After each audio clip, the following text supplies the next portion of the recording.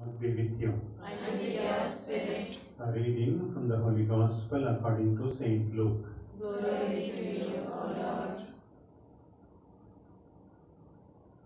One Sabbath, when Jesus went to dine at the house of a ruler who belonged to the Pharisees, they were watching him. Jesus told a parable to those who were invited when he marked how they chose the places of honor, saying to them, "When you are invited by anyone to a marriage feast, do not sit down in a place of honor, lest a more eminent man than you be invited by him, and he who invited you both will come and say to you, 'Give place to this man,' and then you will begin with shame to take the lowest place. But when you are invited, go and sit in the lowest place, so that when your host comes, he may say to you, 'Friend, go up higher.'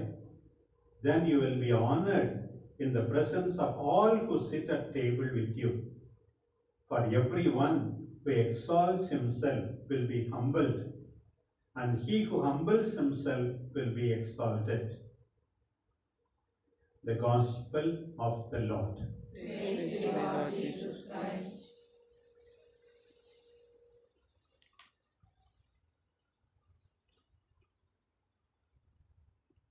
My dear sisters, during the Middle Ages, there were a group of monks known as grave diggers. Why they were called by that name?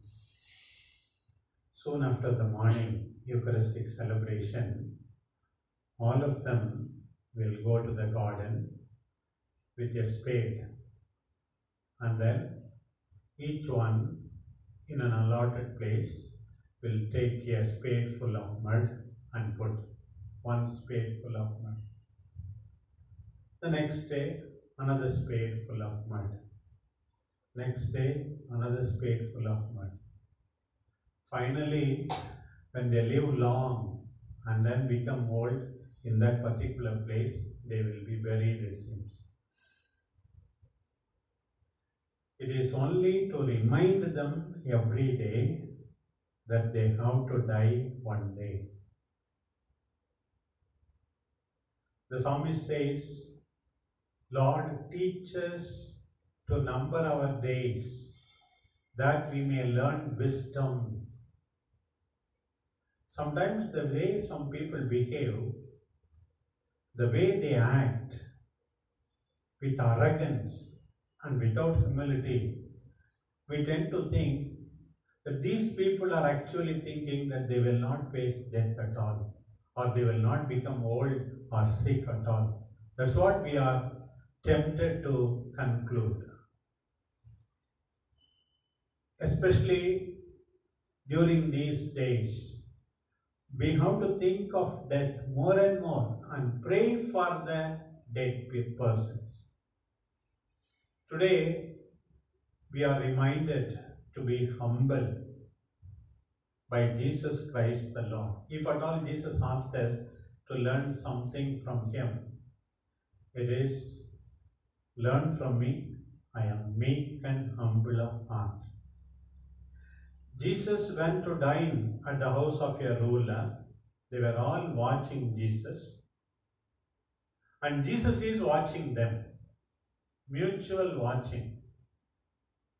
They were watching Jesus whether he is going to violate the rule of Sabbath by healing somebody or by not following the prescriptions. Jesus is watching them, how they are behaving. Jesus is all the time watching us. What we think, what we speak, what we do are all apparently clear to Jesus. You know the famous Psalm 139. "Lord, you know everything, even before a word comes out of my mouth. You know it, Lord. You know my sleeping, you know my rising. If I go to the heavens, you are there. If I go to the Sheol, you are there. How can I flee from your presence?